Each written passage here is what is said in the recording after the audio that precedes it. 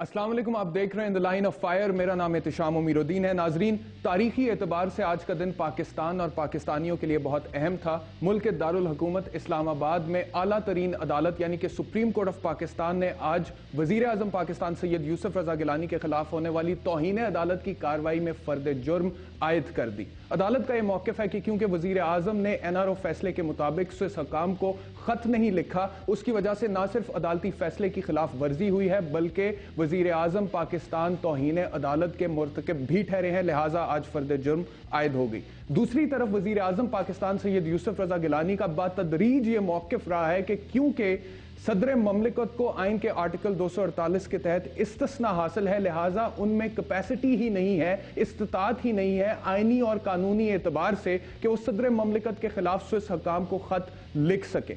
آج جب مسلم لیگ نواز کے سربراہ میاں محمد نواز شریف پریس کانفرنس کر رہے تھے تو انہوں نے ایک جملہ کہا کہ یہ استثناء کیا ہے، یہ قوم نہیں سمجھتی استثناء کیا ہے، میرے جیسا بندہ بھی نہیں سمجھتا کہ استثناء کیا ہے۔ جب میاں محمد نواز شریف یہ کہیں گے کہ وہ نہیں سمجھتے استثناء کیا ہے تو میں سمجھتا ہوں کہ میرے جیسے بندے کی اخلاقی ذمہ داری ہے کہ وہ استثناء کے حوالے سے قوم کو کچھ آگہی دے، اسی لیے اس پر کچھ روشنی ڈالوں گا۔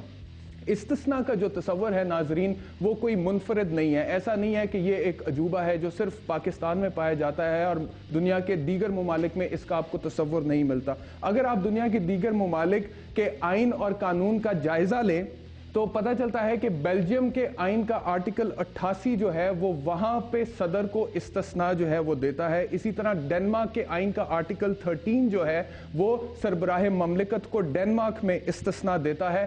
آئس لینڈ کا جو آئین ہے اس کے مطابق بھی صدر کو استثناء حاصل ہے اور اس کے خلاف تب تک کوئی عدالتی کارروائی نہیں ہو سکتی جب تک کہ پارلیمنٹ اپنی رضامندی ظاہر نہ کر دے۔ اسی طرح اٹلی کے آئین کے مطابق بھی صدر کو استثناء حاصل ہے جب تک کہ صدر کے خلاف کسی قسم کا کوئی ایسا الزام نہیں آتا جس میں غداری یا پھر آئین کی خلاف ورزی کا الزام جو ہے وہ لگایا جائے۔ ناروے کے دستور کے آرٹیکل 5 کے مطابق وہاں پر بھی سربراہ مملکت کو استثناء حاصل ہے۔ اسپین میں استثناء ہے، شری لنکا میں پریزیڈنٹ کو مکمل استثناء حاصل ہے، سویڈن کے آئین کے آرٹیکل 7 کے تحت سربراہ مملکت کو استثناء حاصل ہے، برطانیہ میں ملکہ کو استثناء حاصل ہے اور ملکہ کے خلاف کسی قسم کی بھی دیوانی و فوجداری کارروائی نہیں ہو سکتی۔ اسی طرح سے فرانس میں بھی صدر کو استثناء حاصل ہے جس کی ایک زندہ مثال ہم نے پریزیڈنٹ یاک شراک کے حوالے سے دیکھی جن کے خلاف کچھ کرپشن چارجز آئے، لیکن 1999 میں عدالت نے فیصلہ سنایا کہ جب تک یہ صدر ہے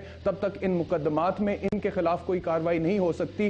2007 تک یاک شراک صدر رہے اور عدالتی کارروائی نہیں ہو سکی۔ جیسے ہی وہ عہدہ صدارت سے فارغ ہوئے اس کے بعد عدالتی کارروائی شروع ہوئی اور 2011 میں یاک شراک کو سزا بھی سنائی گئی۔ ناظرین، یہ تو مختلف ممالک کے حوالے سے استثناء کی بات تھی، ان کے دستور، ان کے آئین کے حوالے سے۔ اس کو ایک طرف رکھ کے اگر ہم بین الاقوامی قانون کا جائزہ لیں تو اس میں بھی استثناء کا تصور موجود ہے۔ 2001 میں زمبابوے کے صدر رابرٹ مگابے کو بین الاقوامی قانون کے تحت استثناء ملا۔ اسی طرح چین کے صدر جیانگ زیمن کو بھی بین الاقوامی قانون کے تحت استثناء ملا۔ سربراہان مملکت کو تو آپ ایک طرف رکھ دیجئے، اور تو اور جو ویٹیکن کے پوپ ہیں یعنی کہ مسیحی برادری کے جو مذہبی لیڈر ہیں دنیا بھر میں، ویٹیکن میں، روم میں، اٹلی میں جو پوپ ہیں، وہ بھی یہ دعویٰ کرتے ہیں کہ بین الاقوامی قانون کے تحت انہیں بھی استثناء حاصل ہے، اور اس کی تائید امریکہ بھی کرتا ہے کہ بین الاقوامی قانون میں استثناء کا تصور موجود ہے، بلکہ انہوں نے اپنے پارلیمنٹ کے تھرو ایک قانون بھی پاس کیا، فارن سوورن امیونٹیز ایکٹ 1976 کا، جس کے اندر یہ مانا کہ بین الاقوامی قانون میں سربراہ مملکت کے حوالے سے استثناء کا تصور موجود ہے۔ اب ناظرین، جو صورتحال ہے استثناء کے حوالے سے وہ میں نے آپ کو بتائی، دنیا بھر میں یہ تصور پایا جاتا ہے، اور ان حالات میں جب پاکستان کے وزیر اعظم عدالت عظمیٰ میں یہ کہہ رہے ہوں کہ صدر مملکت کو استثناء حاصل ہے، تو اس معاملے کو سلجھائے بغیر اگر سپریم کورٹ وزیر اعظم کو توہین عدالت کا مرتکب ٹھہرا کر سزا سنا دیتی ہے تو پھر کیا وزیر اعظم گیلانی ہیرو نہیں بن جائیں گے؟ کیا وہ سیاسی شہادت کے مرتبے پر فائز نہیں ہو جائیں گے؟ اور کیا پیپلز پارٹی بھی یہی چاہتی ہے؟ اس پر بات کریں گے آج کے پروگرام میں۔ ساتھ ہی ساتھ آج سپریم کورٹ میں مسنگ پرسنز کے حوالے سے جو کارروائی ہوئی ہے اس پر بھی بات کریں گے۔ بہت امپورٹنٹ ایک جو ہے پروگرس ہوئی ہے اس حوالے سے، اور سپریم کورٹ کا بہت بڑا مارکہ ہے کہ مسنگ پرسنز جو کئی مہینے سے لاپتہ تھے آج ان کو بازیاب کرا لیا گیا ہے۔ ان دونوں معاملات پر بات کریں گے اس بریک کے بعد۔